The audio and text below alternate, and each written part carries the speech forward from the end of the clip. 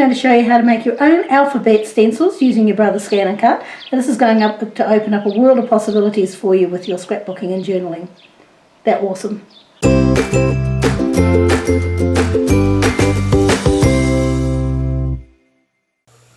The first step is to download some fonts to your computer, and these need to be stencil fonts. Now you can download fonts from a variety of different sites on the internet, but I've used dafont.com for years now and I really like them. So I'll put the link to that site under this video. But when you get to the site, what you want to do is click on this stencil option here in the categories list. So click on that one, and you'll notice you get pages and pages of different stencil fonts, which is really good. Be aware that some fonts will work better than others. For instance, this Army Rust one here, see how it's got that mottled effect around the edges? The Brother Scan and Cut may not see that very well. So you really want ones with defined edges, like this Gunplay one here, for instance. It's very well defined, and the Brother Canvas software will be able to see that very clearly. The one I'm going to be using for this tutorial is called Xtemplate, because I know that works really well. And I already know it's on page 4, so I'm just going to click straight to that and scroll down to find it. So there's Xtemplate there. So I'm going to download that. I'm using a Mac, so when I click download, it's going to download immediately to my downloads folder. For Windows, it may do something different. Okay, notice that these fonts also have different requirements. This one's free for personal use. Some of them, they want a donation. So just be aware before you download, just take a quick look at that and make sure that you can download it. So now my font has downloaded to my downloads folder. So I'm going to open that up, the downloads folder, and there it is there. So we've got xtemplate.zip. I need to unzip that first, okay? So I'm just going to double click it, and that will unzip it to my desktop. So I'm just going to go to my desktop and just grab that folder. I'm just going to pause the video for a second while I do that. Okay, there you go. I've just transferred that folder into my downloads folder. You won't need to do this. I'm just doing this so that you can, so it's not so messy. I've got a messy desktop and there'll be too much to look at. So I've just transferred this over. But this is what you'll see when you unzip this folder here, when you unzip this zip file. You'll get a folder like this. So you want to double click it, and the file you want to look for is one that says .ttf. So that's the one you want to look at. These ones are just images and whatever. That must be the URL to the person's site perhaps. But this is the one you want to be looking at. So what you want to do is just double click on it, and you'll get this little pop-up, and you'll see here it says install font. So I'm just going to install. Okay, and this one says problems may have been found with some fonts. Okay, that's fine. I think it's probably because I've already got it downloaded. I'm going to select it and go install checked. Okay, so that's done. That's actually installed it onto my computer. So now I can use that font with any program I might have, whether it be Photoshop, Inkscape, Paint, or whatever. Okay, so now we'll just go on to the next step.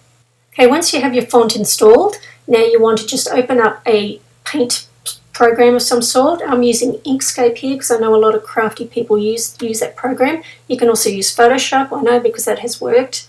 Paint might work as well. I mean, anything should really work, because all we're really doing is creating a canvas here and then typing text over it. That's all it is. So anything like that where you can type text over something will work. Okay, so what I've got here is an A4 size page, and you can change that by coming up to here and going File, New, and choosing A4. Okay, now I'm going to make sure my font is selected, which it is up here. So you just want to click the drop down, and you can actually type in there X, and that'll find it, Xtemplate. So that's selected.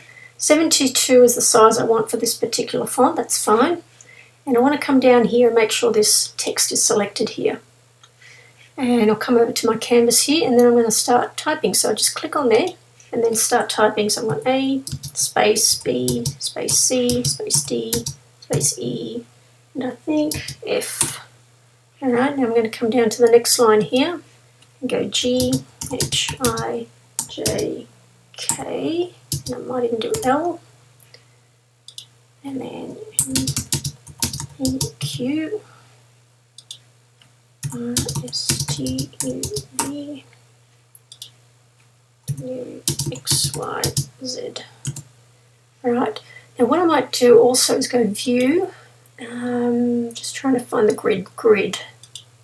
Because what I want to do is move these. I'm going to click on my Move tool up here and just move these so that they kind of snap and they're even. So yeah, they're kind of snapping into those lines there. Alright, so that makes them evenly spaced between the rows. Okay, so that's done. Now I'm going to go up to File, Save As, and I'm going to choose, let's have a look. I'm going to call this X template font or stencil. And I'm going to save it as a PNG, so I'm going to click on here and choose PNG for this. So make sure you've done that. Then I'm going to go Save. Just remember where you've saved it to. Mine's saving to my desktop. And click Save. So that's done. Alright, now we're on to the next step. Okay, so now you want to open up Brother Scan and Cut Canvas. And I've got a link to that below this video. If you've never used Brother Scan and Cut Canvas before, it's an online software tool and it's free to use. So what you want to do is open that up, and then you want to import your saved file that you just created. So I'm going to go to Project, I'm going to go Image Tracing, I'm going to choose my file. Actually, I'm going to change the number of colours down to 2 here. Then I'm going to click over here to choose File, and I'm going to find my document I just created, the X Templates Stencil PNG file. You notice it's brought it up already. There it is there. And I'll go OK. And what it should do now is find them. There you go. It's found all the letters perfectly. Now all I need to do now is click in the corner here and hold and drag to highlight everything. Then I'm going to right click and group. And that's it. That's done. So now they're all grouped together, so each letter won't move around individually. So you can move it up into the top here, doesn't really matter. And then I'm going to go give it a project title over here, so I'll call this X Template Stencil. And I'm going to download. And this will go into my downloads folder. It'll save it as a .fcm file here, see here, .fcm. So I'll just click on that and it'll download. So that's download to my downloads folder. So I'm going to take that file and download it to a thumb drive, and then I'm going to pop that thumb drive into my Brother Scan and Cut and show you how it cuts. So I've got my file now on my thumb drive, so I'm just going to pop that into the side of the Brother Scan and Cut here, like that. And if we come around to the front here, what I want is the home screen, so I'm just going to tap on that. I'm going to go OK. OK, and then we want Pattern and Save Data here. And that's the thumb drive there, so if I select that one, it will give me everything that's on that thumb drive. So I want that folder there, that's where I've put it. And I'll just find the file. Okay, there it is there. So that's the one I want, so I'll select that and go OK. So I'm just going to put my mat in. Right. Okay, now what we want to do now is make sure that this will fit onto our piece of stencil plastic. Now I'm using, if you come down here, I'm using Mylar. Mylar is the type of plastic I'm using. So you might want to check our other video. I'll put a link to it below this one on how to cut with different stencil plastics. Okay, but I'm using Mylar, and you can see it doesn't fit the whole screen. It's only pretty much gone halfway. So this is the halfway mark, across here and across here. So to check that it will fit on there, you can do it in one of 2 ways. The first way is just to count the number of grids across. So you've got 1, 2, 3, 4, 5, 6, and you've hit the middle. So if I come back up to my screen, see here's the middle here. There's the middle line, and that's the middle line across. So I know that's going to fit in crosswise, and that's the same will apply down. If you come back down here, this comes all the way down past the middle line there, all the way down to here. So I know it will fit. But if you can't do it that way, there is another way. You can scan it through. So what we can do is just click on that and we scan it through. Now the reason I've given you the other method by counting the grids is that because we're using such an opaque type of plastic, when you scan it through it may not even pick it up. So that's why, at the very least, you can just count the grid lines across. But let's see how this one goes. Yeah, you can see how, it hasn't really picked up much of that mat at all underneath, the Mylar underneath at all. So we do need to count across. Okay, I'm going to go OK.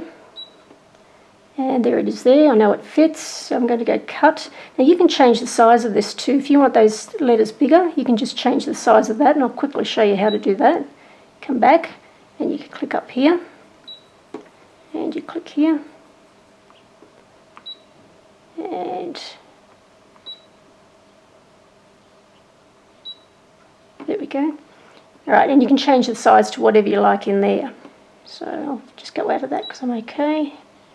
Okay, okay, cut, and there we go. Now I've got the blade on just a little over a 4. It will depend on the thickness of your stencil plastic, but we find that a 4, 4.5 is quite good for this particular piece of mylar. Okay, we've finished cutting now, so just go okay and eject the mat. Let's see how it's gone.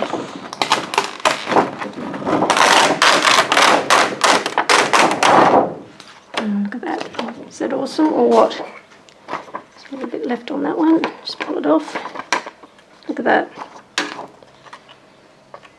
This is really awesome. You can create all sorts of alphabet stencils and you won't have to buy one ever again. Look at that. That's awesome.